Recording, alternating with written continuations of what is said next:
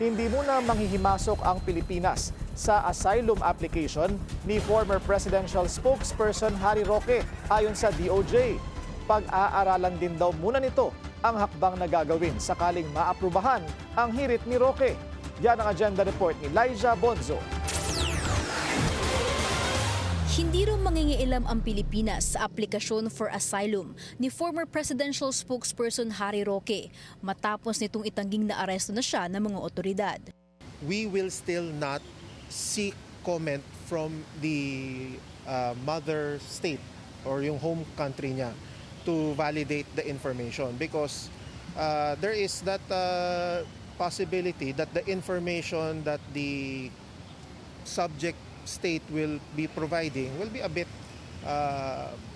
biased, diba? Or the integrity of the asylum application itself will be put into question.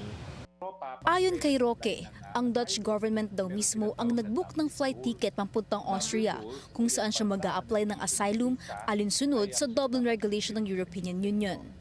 Ayon dito, ang bansang pinagpasukan ng asylum seeker ang siyang may responsibilidad na iproseso ang asylum application ng isang individual. At ayon kay Roque, sa kaso niya, ito yung bansang Austria na siyang nagbigay ng kanyang visa. Let's also take into perspective the fact that these are Schengen states or countries. Alam naman natin with Schengen, parang probinsya ang turing niyan sa isa't isa. If I give you a Schengen visa in country A, I can travel even by land. Pero sakaling maaprubahan daw ang Red Notice ng Pilipinas mula sa Interpol, hindi naman daw ito magiging issue. Patuloy na iginigiit ni Roque na nakararanas siya ng political persecution sa Pilipinas na isang basihan sa asylum application niya. Pero paliwanag ng Department of Justice, ayon sa 1951 UN Convention on Refugees, para masabi ito, dapat mapatunayan mo ito on the grounds of race, political opinion, gender, religion o sa pagiging miyembro ng social group or class.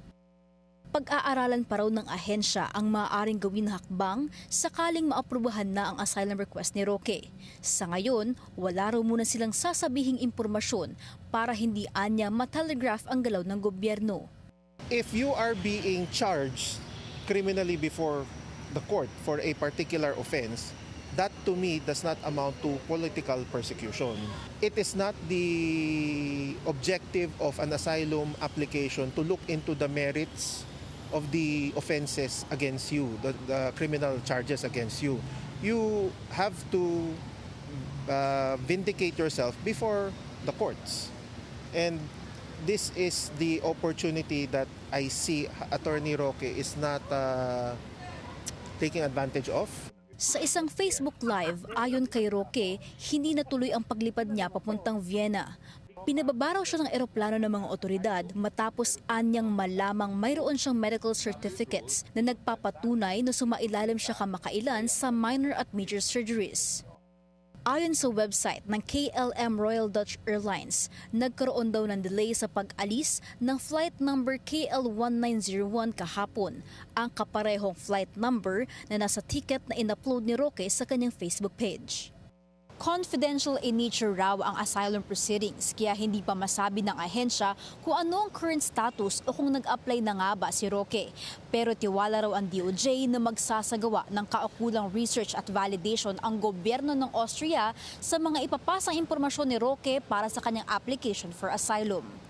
Para sa agenda, Liza Bonzo, Billionaire News Channel.